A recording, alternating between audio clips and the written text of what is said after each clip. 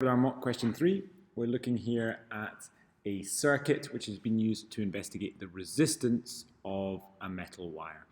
All right, and we're asked in our first question to suggest why our fixed resistor, that's this guy here, has been included in the circuit. Now the key point about this is we're trying to find the resistance of this wire. Okay, and wires themselves typically have a very low resistance, and therefore it will draw a very large current. So we need to include this guy here in order to keep that current down. So if you said anything about reducing the current, then that would be a valid reason. But we could also sort of extrapolate out from that, we're going to prevent overheating. That's what happens when a large current flows through a wire, or preventing melting as well. That heating obviously can lead to an increase in thermal energy and therefore melting of the wire itself. Some students might write here about short circuiting here, and I think that's a fair point as well, keeping the current value lower. We're then asked to calculate the resistance of the wire, and we are told different values. We've got V and I, and what we need to get used to doing is remembering our equations. We've got V equal to IR. Okay, in other words, R equal to V divided by I, which is 1.2 divided by 0.4, and then 3 ohms. Now remember, at this stage, you must show some of your working here. Okay, at least the equation, at least the 1.2 divided by 0.4, as I've underlined there. If you give a bald answer, then you will simply get 1 mark, even if it's all correct. We're then asked to calculate the amount of energy dissipated by the wire in 15 seconds, and that's a time t. Okay, and for an extra mark, we're asked to state the unit of our answer. And this is quite important, okay? We need to show that we understand the units of energy. Now this is quite sort of crafty. Even if you had no idea how to answer this question, what I would hope is that you're able to tell me the units of energy, namely joules. So there's 1 mark there simply for getting the unit right. The rest comes from a combination of equations. We're going through equations quite a lot here. We've got energy equal to power times time, and the fact that power is equal to I times V. The way I would do this, recommend you do this, is to start with the first one here, E equal to P times T. Look at what you know. We know T, but we don't know anything. We do not know P directly. However, we've known in our previous question V and I. Well, P equal to IV, we can sub that together to give us E equal to IVT. Now, you could remember this form of the equation, or you could remember these two either or. It's up to you. A bit of working there. 0.4 times 1.2 times 15 gives us 7.2 joules. So there's 1 mark here for the working, 1 mark for the numerical answer, and then 1 mark for that unit. Okay, 3 marks. The energy transfer happening in the wire. Well, a lot of students at this stage will write down chemical energy. Now, chemical energy is coming from our cell. Okay, chemical energy is definitely one of the energy involved in electricity. But when we have a cell, we're transferring chemical energy to electrical. That electrical energy then flows through the wire. So the question is, what comes about from that energy? Well, as you can see here, we're starting with electrical energy and we're ending with thermal energy. In other words, the wire will heat up, and that links back to our reason for keeping the resistor in there. Namely, we want to prevent overheating and as such reduce the amount of thermal energy which is transferred. Okay, we'll go into this bit. Now this bit here, this is where we typically find a bit of difficulty. The first page of this question is usually fairly well done.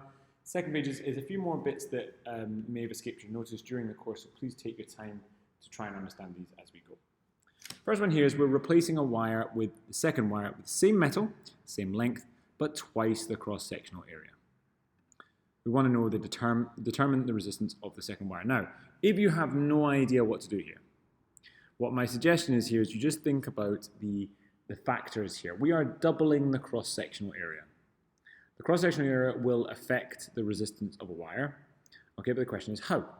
Well, the resistance of the wire is either going to double or it's going to halve. And the reason that is because of this keyword twice, i.e. times 2. All right? Twice there implies a factor of 2. In other words, the area has gone to 2a, and it's logical to think that it's either the resistance itself is going to either double. Okay, so the previous value we had 3 ohms, it's going to become 6, or it's going to become 1.5. And the answer here is actually 1.5. 1 mark answer, so actually you get the mark here for simply dividing your answer by 2. but we want to think a little bit about why. Well, the resistance is proportional to 1 over A. In other words, resistance is inversely proportional to area. What that means is as A doubles, R halves. Why is that? Well, you can think about it this way. If we double the area, then we are doubling the space through which our electrons can flow. I like to use the analogy of students coming through the door into a classroom. If my door has twice the area, then the flow of students can be twice as big. The current can be twice as big. Well, if current doubles, then resistance is going to be halving, R equal to V over I. Okay, as I've said here, you're not expected to have an in-depth explanation here. Simply writing a number is fine. All right, we now want to calculate the cross-sectional area of the wire, and we're asked what we need to measure. Be careful here, quantity refers to what we're measuring. It is not referring to the unit. And again, this is a common misconception when doing the question. We're not asking what the units of area is, we want to know what we're measuring. Now actually, we can't measure the area. All we can do is calculate the area using the formula pi r squared, or as I've written it here, pi d squared over 4. Well, what does that mean we can measure? We can measure the diameter. It's only the diameter which we can measure. We're then asked, well, how are you going to measure that? You're going to use one of two things here, which are the calipers or the micrometer. Now, you may not be aware of what these are, okay, and I really do suggest you take a second to have a look, Google this, okay, a caliper or micrometer. These are what we use for measuring small distances. Notice here, we are not using a ruler. You would never use a ruler to measure the thickness of a wire, all right, because the ruler's smallest units will be very, very small relative to the size of the thing you're trying to measure, and therefore it probably won't be able to measure it properly. Okay, remember the smallest unit on a ruler is a millimeter, and so we have to bear that in mind when we're choosing our instruments. Calipers are much more precise, as are micrometers. All right, here we go with our last one here about the magnetic forces. Okay, now obviously on this video it's very difficult for me to show you. Okay, so I'll hopefully provide you another resource to look at this. You should remember to use the left-hand rule.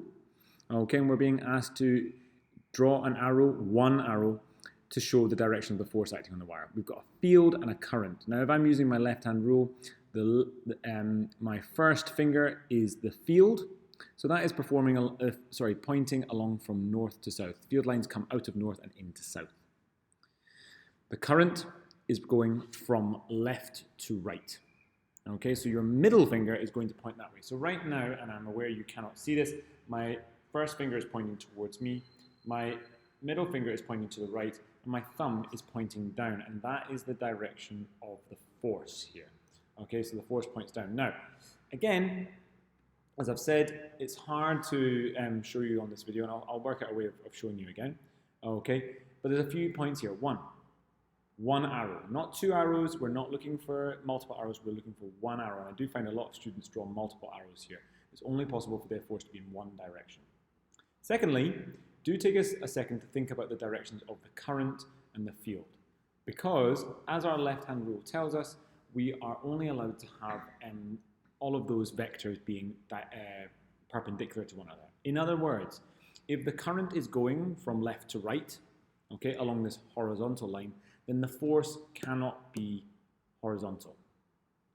If the field is coming kind of out of the page here, okay, from north out to south, then the force cannot be along that line. So if we're thinking about 3 dimensions, we've basically ruled out 2 dimensions. We've taken this dimension out, we could call that y, and the x dimension out as well. And we're left only with z. In other words, the force could only be up or down. And in this case, it's down. That's according to our left-hand rule. But you can see here that what I'm trying to encourage you to do is rule out any options that aren't valid here. And at least you're making your life a lot easier. You're starting off with 3 dimensions and 2 directions, so 6 options. And then we're ruling it down. We're narrowing it down just to 2, up or down. And then it's, if you're guessing, it's an informed guess, 50-50 up or down. In this case, it's down. You're then asked about increasing the size of the force. This is an equation that we've learned yet, okay, but it's something that we could think about here. One way is to think about the current. If you have a larger current, you have more force. And you can kind of see this by the fact that if we have 0 current, we have 0 force.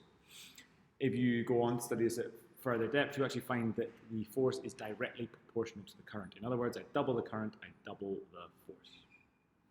Well, another factor here is to increase the magnetic field. All right. Now, these are the kind of things that we're looking at on the mark scheme, and I notice whenever I'm marking this question that some students give slightly different answers. So, for example, you might write to reduce the resistance. Now, that's valid because reducing the resistance gives you a larger current.